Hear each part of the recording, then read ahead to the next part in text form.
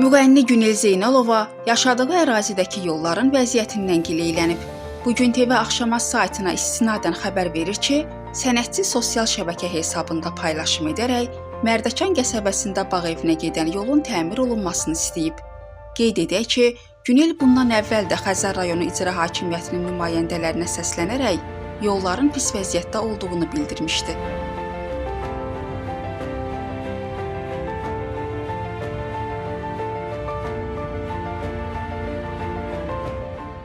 Size bağın yolunu göstereceğim. Bakın.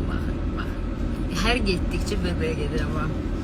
Böreğimin taşı ben sirkelene.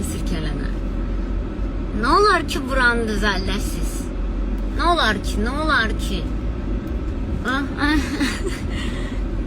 Bilirsiniz, yəqin ki, mənim hayranlarım bilir ki, mən böreğimi düzələcəm. Eləyəm mən. Xahiş edirəm.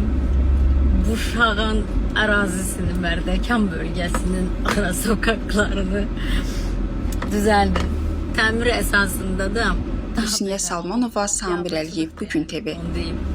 Xahiş elədim axı mən. Nə olar ki,